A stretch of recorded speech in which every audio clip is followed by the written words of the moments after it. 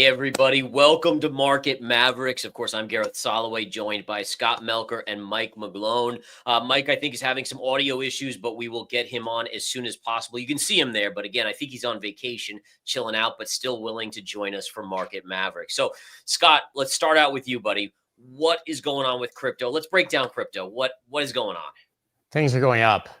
So obviously it's crypto week on Capitol Hill. We've had a few snafus there, but it looks like everything's on track to get the Genius bill passed today and then signed tomorrow. So that's stablecoin legislation. We should be getting through the first iterations of the Clarity Act, which is market structure and clarity, which will tell us what's a security, what's a commodity, what exchanges can and can't do.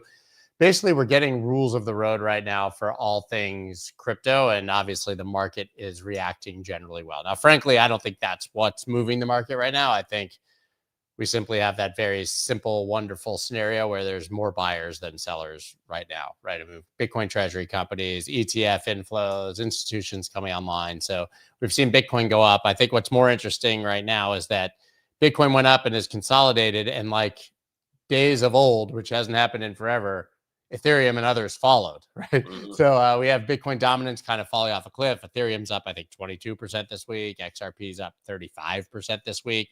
You know, they've had 9-10% days. So really interesting to see meaningful flows into altcoins right now, certainly large cap altcoins. Do you think this is going to be like what we saw in January, was a very short bull market in altcoins, or do you think this one actually could have some legs?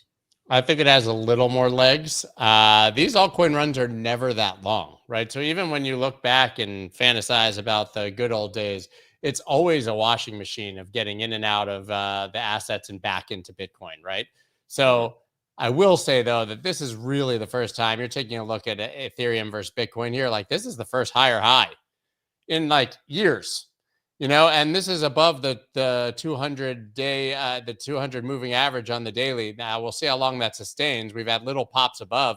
I mean, the last time we were meaningfully above the 200, you know, without kind of chopping around it, I mean, you're talking about 2022. Yeah, you know? Incredible. And so, like, if it stays up here above the 200 and we continue to see this and that kind of downward trajectory is broken, look out, because I think what altcoins have been waiting for is Ethereum to make a move, because there's so much money in the Ethereum ecosystem and none of that has been unlocked at all, as Bitcoin's been kind of the only mover. Do you think so? One of the things that crossed my mind as a chartist and market participant is that very clearly back in January, there was a lot of hype in crypto. We did see Bitcoin making a new all-time high. We just talked about the altcoins. And then really it was almost like a sell the news. Like Trump got inaugurated. He threw a couple positives towards crypto, and then we saw everything die out. And I guess that's the one thing that I'm a little concerned about is, are we potentially going to see something like that? You know, I heard a very interesting narrative on Crypto Town Hall this morning. We had Perry-Ann Boring on, who knows more about the legislative environment and what's happening on Capitol Hill than basically anyone in crypto. And we had this story come out yesterday that the U.S. Marshals are only holding 29,000 Bitcoin. We thought the United States government had 200,000. So a lot of people looking for more confirmation on whether other departments could possibly have it. But a Freedom of Information Act showed that we were basically down to that. And there was a theory that actually when Trump, this is what she said, when Trump basically issued the executive order saying everybody needs to account for it and send it to the Treasury, that basically most agencies, so as not to lose that money on their balance sheet, sold their Bitcoin. They sold it off. They converted it to cash. They kept it as part of their budget. They never sent it to Treasury. And that might be where it had gone. Like, this was a theory. I don't know if that's true, but it seems like there was kind of some shenanigans there where a lot of different departments that might have had Bitcoin holdings because they had gotten them through, you know, legal action or whatever, didn't want to lose that money as part of their own budget. So there you go. But either way, it's pretty bad if our strategic reserve is, you know, 90% lower than we anticipated. But I'll throw this out there. The bullish case is that if that's true and the U.S. government was unloading for, let's say, the last 6 months even, or even the last 3 months, it would explain why you have so many people like Michael Saylor, strategy buying. And a lot of people were like, well, why isn't Bitcoin going up if all of these bigger players are going? That was your answer. Right. Yep. That was to get to the actual answer, because I forgot the question as I was rambling on. Was that the reason we might not have seen the upside price action that we expected back at that period you talked about, was because that was actively when we were seeing over 100,000 Bitcoin sold by various parts of the United States government. That's a lot of Bitcoin. Amazing. That is a lot of Bitcoin, and the market absorbed it, and we're at all-time highs, right? So I mean, that's Yeah. really bullish actually for the crypto markets, and again, maybe sustainable. Now, let's talk quickly. I don't think Mike's on quite yet, but the S&P is rallying again today. You know, one of the things that caught me off guard a little bit is that we saw economic news the last few days, like CPI, PPI. I mean, yeah, they were upticking a little on CPI, but PPI was kind of down a little bit. So suffice it to say, still no inflation that's obvious, right, in the system. And then we had jobless claims today, which was 221,000, which is basically nothing to worry about. Like, that's normal. That's bull market expansionary jobless claims. And then even consumer spending and retail sales was higher than expected. And in my head, all of a sudden, I'm going from were we slowing down and we needed rate cuts to maybe we don't even need rate cuts at this point if the economy's starting to bubble up because of the wealth effect in assets. And I think that's the big thing here is if you have bull markets in crypto, altcoins, Bitcoin, the stock market, and even gold. I mean, even if you're just holding gold, you're doing great, right? So do you need to see cheap money back in vogue? I don't know. I don't. I'm no lover of the Fed or of Jerome Powell, but I think that all the rhetoric around firing him and such is ridiculous and dangerous. And no matter what you think of him, you want the rule of law, I think, to prevail. But I think he overshot massively in the transitory direction, right? Sure. Obviously, and we know that. But at this point, there's no rational reason for the Fed to cut beyond political pressure and people wanting to see number go up. Like, if the economy is that strong, you cut because there's weakness, right? So I don't really see why you would cut into this tremendous strength. Everything's at an all-time high.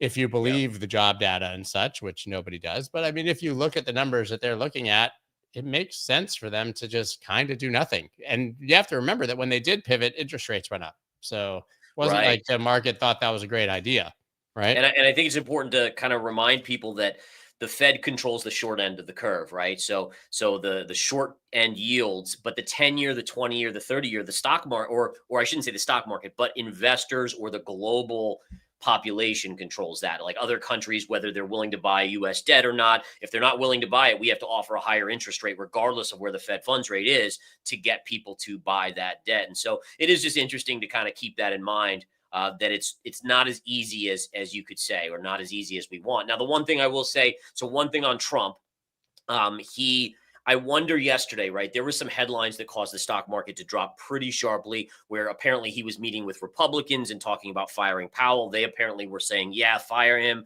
And then we saw the stock market dive off a cliff. And then he came out and said, no, that wasn't true. And then the market just went right back up. So I wonder if he's kind of like, he has a tendency to kind of test things, like kind of release rumors, if you will, to see the market reaction and then gauge it and decide, does he want to do this? And he also tends to try to get people used to the idea by floating this over and over again. We see all this with tariffs ahead of time. And now look at this, right? So you had Liberation Day, markets dropped 20% on the S&P. And then he removed those mostly, but kept 10%. And now he sent letters to these governments like Canada, 35%, Mexico 30, EU 30, and the stock market's not even caring. And so it's almost like, people just get used to the idea after a while that something's going to happen. And then he's able to get these things through. Just something to think about. I was wondering your thoughts. Yeah, I have long given up on trying to read Donald Trump's mind or what he's trying to do, because I can't decide if he's an evil genius or if it's just like whatever his ADD addled brain decides to spit out at any given moment, it could be either. So I don't really know, but I think there is some truth to that. I think he likes to throw things out to sort of gauge sentiment and then follow through with the ideas that are good. It's funny, when I was at the Bitcoin conference in Nashville last year, he had this moment where he, in his, prepared speech, he said, and we will fire Gary Gensler, right? And the crowd went absolutely wild. And he goes, wow, you guys really liked that. I'm going to say it again. Fire Gary Gensler. And they went double loud. And you could see that was the moment when he was like, okay, I've got a new talking point. This one plays, And right? And so I can't imagine that's generally how he like approaches everything, because he has this massive, not just as a president, but as like a social media influencer and as a I was going celebrity, to he has say, this I mean, he's an massive entertainer, right? mouthpiece. Yeah. He's an entertainer, and what do you entertainers do? They want to see the positive reaction and say, "Okay, I'm onto something here," and go with it. So that makes a lot of sense. Mike, can you hear us? No, We can't hear you, but you can hear us. So we got you can that hear going us. for We us, which can't is hear nice. you still. Sorry, buddy. We'll miss you. All right. Well, hopefully next week listen, go enjoy your vacation, Mike. If you're on vacation, go enjoy, buddy. We wish you all the best, but we will miss your analysis, no doubt about it. All right. So where do we go from here? I mean, I was looking at pudgy penguins. Would you consider this still early in this bull market cycle when you see something like pudgy penguins up 200% in the last week? I mean, what are your thoughts here on some of these coins that are going So nuts again? listen, Pudgy Penguins is one of those. Now, I can't speak for the token itself, but Pudgy Penguins, and this is a Bitcoin chart, obviously, but Pudgy Penguins has gained real adoption, like Hmm. real mainstream adoption. I'm not saying the token, I'm saying the brand. Like Luca is a genius. He bought basically the IP on Pudgy Penguins, the NFTs, and turned them into cute plushy toys that are sold at literally Walmart and sell out every time they go. So that's a real company with a real brand. Now, that doesn't mean that the NFT should go up or that the token that they launch should necessarily go up, but it's defensible. And so I think that what that points to is that if Pudgy Penguins is going up and Ethereum is going up, and a number of other layer ones, XRP, depending on what you feel there, the ones that have a story or some sort of powerful narrative or utility, though, that's the alt season you can kind of look for right now. I think most of the useless, everybody knows it's useless, dead things aren't moving still, right? So whether it's based on a community or a utility or some kind of hype narrative, you need a narrative right now, even to catch a pump while things are going up right now. Gotcha. And then one of the things that I keep on dealing with in terms of my brain having trouble understanding is, and this is just for educating me. A lot of the viewers probably know this, and they'll be like, "I can't believe Gareth doesn't know this." But explain to me how stable coins, like, is there a regulation that says a stable coin producer, like USDT or something like one of these companies that puts these out, can they just print ad nauseum as many as they want? No, they can't. So they have to be like, well, the Genius Act will be very specific, and there's no law of the land per se that has, necessarily governed these in the past. USDC has, because it's in the United States, but they have to be fully backed. So anytime they are minted, that is backed by a deposit of equal amount of dollars or assets behind it. So they can't be minted out of thin air at all. They have to be fully backed by United States dollars in a bank account or very short duration treasuries that are easily and quickly liquid. But So can I ask you one question? Are they allowed to print first and then say, okay, we have $1 billion in stable, and then go buy the treasury, or they have to nope. buy the treasury Well, first? no, yeah, I think they can if they have the cash, and then they can go buy treasury Okay, with but the they have cash. to But have the one of the two, there cash. has to be a cash or a cash Okay, equivalent to purchase the stable coin that's being minted. So there's no gotcha. thin air printing there. There's actual money behind it. And so when you see the market cap of a stable coin go up, it's because more entities are depositing to mint stable coins. Like if you're, Gotcha.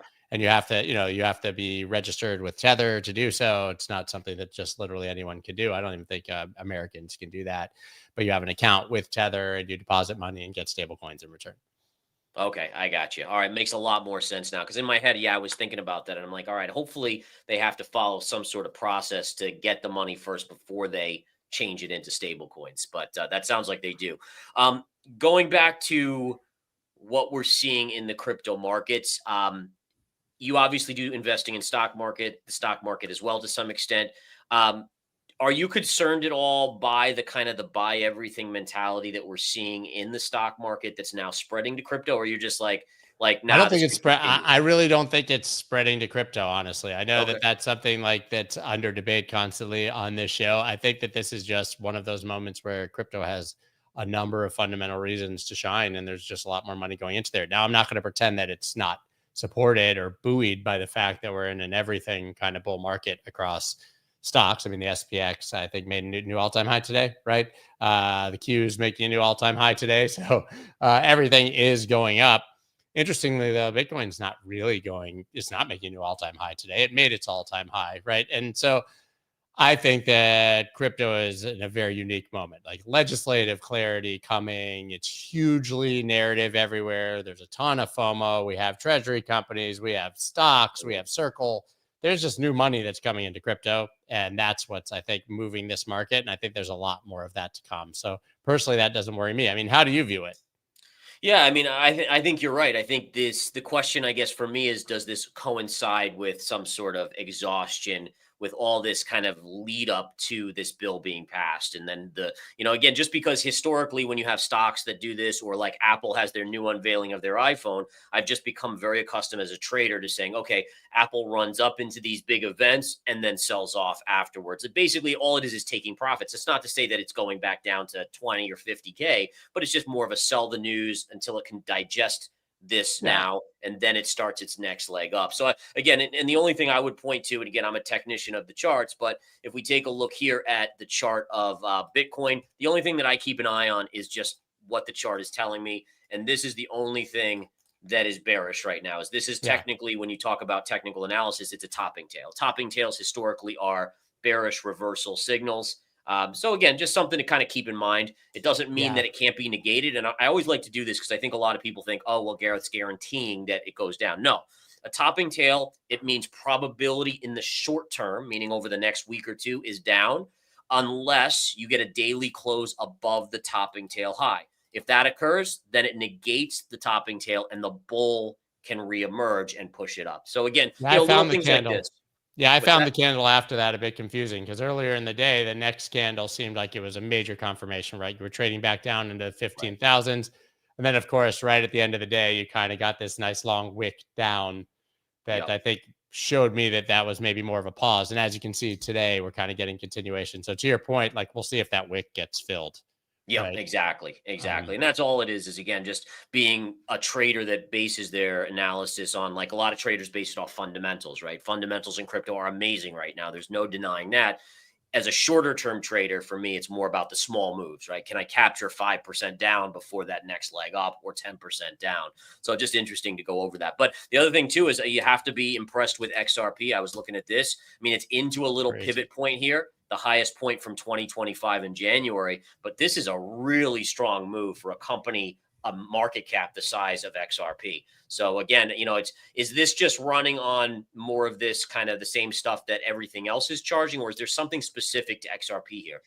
Well, I think XRP has had a number of kind of XRP specific narratives, right? They were the first to kind of beat the SEC. They've been included in the digital asset stockpile for whatever that's worth. And I think that it was the most beaten down because of negative narratives for a very long time, especially with the previous administration. So a lot of exchanges relisted XRP after taking it down when they originally got sued.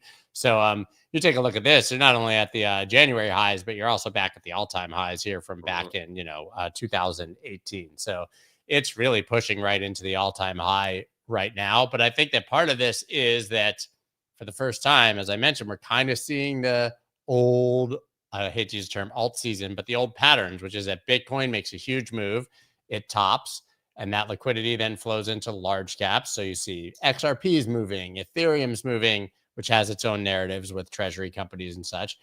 You see Cardano moving, right? Some of these big, old, high market cap dinosaurs. So now we'll see if that ends up trickling down into mid caps and small caps. This is what you used to see. And then everybody jumps back into Bitcoin for the next move. So if we're back in that cycle, it would be pretty exciting for anybody trading this stuff. Absolutely. And I was just having a glance at the Solana chart. Same kind of deal here. It's had a great run over the last couple days. It's continuing from that move. It is approaching a little bit of resistance here. And I'll just show this, guys, is that you can see that if you go back on the Solana chart, this zone between 180 and 190 has been a very key level going back to basically mid-2024. You can see the high pivot here, and high pivot right here. And then it broke out. And then look at how that became support on the way down. Support, support, support. And then it broke below. And then look, here you had the pop right into it, rejected, rejected. But one thing I'll point out, and this actually is bullish for Solana, is that if you look at each time, like how many times did it hit the upper end? One, Yeah. 2, 3, breakout. 1, 2, 3, break down. 1, 2, 3, potentially break out to the upside. So again, these are things that a chartist will look at and say, okay, yes, it's resistance, but it could be a bullish, maybe we're approaching a breakout on Solana here where maybe it makes a run at that $300 level. Yeah, I mean, as you pointed out, I mean, that looks good. And I look at every chart and they just look good. Charts just look good, They right? I do. mean, They it do. There's looks no doubt good. about it. Like there's bullish momentum. I'm sure it'll disappoint me at some point, but ride the wave, like Ride what the wave. as I keep saying, like, there's so many reasons to think that things could go bad. But right now, I'll worry about that when it happens. Very, very true. So much momentum, like for positive movement here. I mean, maybe I would love your thoughts on this, right? I mean, obviously you're always the one asking the questions here, but got stock market at all-time high, Qs at all-time high, metals still looking relatively decent. It's It is one of these markets where something is off here. In fact, I was doing some research earlier today, looking up so I read an article yesterday from a pretty big player at one of the bigger firms on Wall Street, and he was basically saying that the AI bubble has now eclipsed the .com bubble. Now, wow. whether or not I agree with that, I'm not sure, but I was curious, so I went back and I looked at the total market cap in 2000 versus total market cap now. Total market cap in 2000 was I believe it was 15 trillion, and we're at about 60 trillion in market cap. And I'm talking stocks only here, not crypto. But it is interesting to look. And then you would say, okay, well, what has the money supply done? The money supply has basically 4x'd since 2000, which actually would basically mean that it's 60K.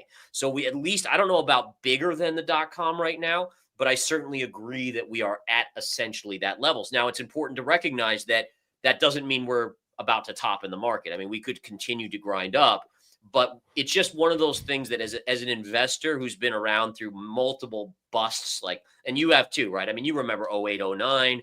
Sadly. You go through these hardship periods and it does make you just be a little bit more cautious. I've touched the hot stove and I've gotten burned multiple times. And so little things like that do catch my eye. But you can't deny the momentum. I mean, people are just so eager to dump money into the markets left and right. And they still have money to do so, which is unbelievable because It we've is heard about the unbelievable. weak consumer, credit card debt, and all these things. And somebody's buying everything all the time. And there's All the been no time. lack of funds to do so. So And definitely I makes think you what's wonder about I the think what metric. it's amazing too is that you could argue that there are more headwinds of potential issues right now than almost at any other point in the last, let's say, 5 or 10 years. I mean, between trade wars and China, Taiwan, Russia, Ukraine, we had Iran over for a while between Israel and Iran, and then we got involved. Then you have, the Fed. Are they going to lower rates? Where's inflation? Is it upticking? I mean, there's just, and I'm probably missing about 10 different things. Yet the markets just climb away, climb. And I think that Wall of gives worry. people, right. It gives people this sense of like, hey, listen, if none of these things can take it down, can anything really take the markets down at this point? And I think also, and historically, whenever I've thought there's been like a no-brainer trade, that's usually the one that catches me off guard, right? So Every it time. also has me, right. Every It's time. like, oh, this is such an obvious trade. Oh crap, I just lost big on it. It wasn't so obvious, but yeah, it's one heck of a market Well, right that's now. scary because right now crypto feels very obvious. It I feels know it like it, does. So yeah, does the because stock market, though, right? I mean, the yeah, stock market literally will be opening lower or flush at like 9:30 to 10 o'clock in the morning, and then the markets just methodically grind and go green almost every day. yeah. Amazing. If we had Mike here, though, like he would point out a lot of reasons why the stock market shouldn't be going up, right? Like it's debt to GDP and stock market the highest valuations ever, and Yep. that And I crypto. think Crypto, I don't see that right now. Crypto, I that's true. actually think it's catching a moment and actually has a bid, and since it's hard, so like I don't know what the fair value of Bitcoin is, right? But I Yep. can't say that Bitcoin's trading at 20x, what its PE ratio, or whatever. Like it just does. It seems like it's a pretty nascent asset, and there's a fundamental reason for people to buy it, and we can transparently see who is, and that seems Right. to me very compelling. Do you think, and speaking of which, we talk about like valuation, right? Um, is there a point in the future where we will have a specific, like when you look at a stock, you look at earnings, revenue, and PE ratios. Like obviously Bitcoin's different because it's a value asset, right? It's something that it kind of protects you like gold. But is there a way that you can see in the future that we evaluate crypto and say, yeah, that's cheap right Yeah. now, or that's expensive? Yeah. I mean, I think that, yeah, I think that you'll be able to see what protocols are earning. I mean, Pump Fund, for all the nonsense that it is, I mean, they're making 30 million bucks a month, right? So I can understand why you would want to invest in their token, assuming that there's a provable way that that value accrues down to token holders, right? So, but I mean, there are plenty of metrics. I mean, even with Bitcoin, you can see the hash rate, and the hash rate continues to rise, and the security of the network is improving, and there's all these, metrics, but you can't do it in the exact same way. But anything with utility in the future should be able to have a valuation model that shows, how much it's earning and what that utility is, and to put that in some sort of, financialized number as to what it's worth. I do think that's coming. I think that right now it's just not what crypto trades on. Gotcha. And just made me think about, as we see Bitcoin basically near all-time highs, one thing that, again, it always sticks out to me as something of a concern is that, when Bitcoin was emerging, it was about, oh, this is going to be the people's token. Everyone's going to own a little bit of it. And we've seen obviously strategy with Michael Saylor accumulate more and more. I think he just bought more in the last week. Half a billion. Is that Casually. is there any risk to Bitcoin if a few players end up owning too much of it?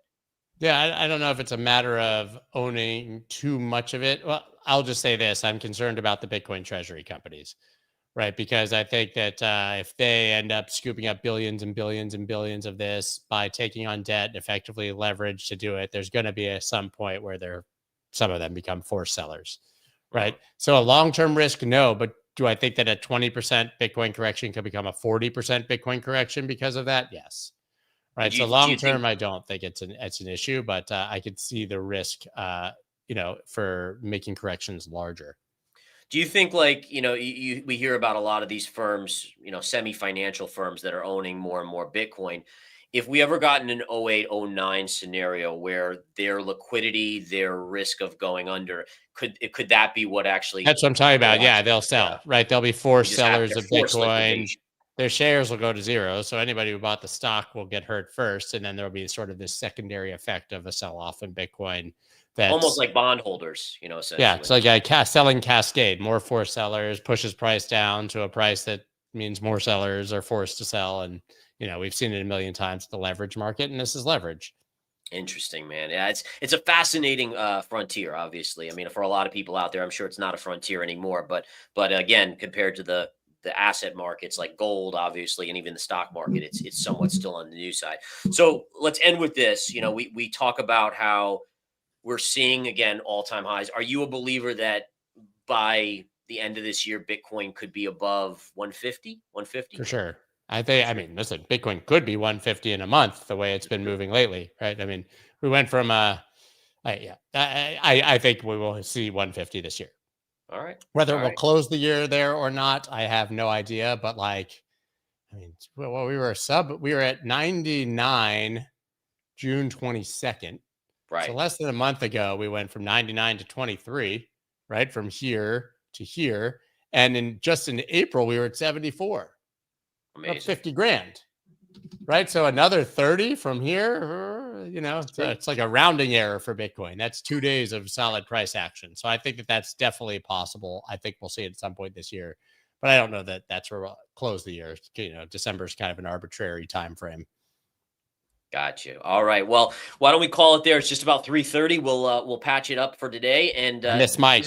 I miss yeah, we Mike. missed Mike this week, but honestly, this was I like to just Great talking combo. about learning more of crypto from you. And again, that's one of the areas where I definitely don't know a lot. So it's always appreciated. So thank you so Awesome, much, man. guys. Follow Scott Melker on Twitter.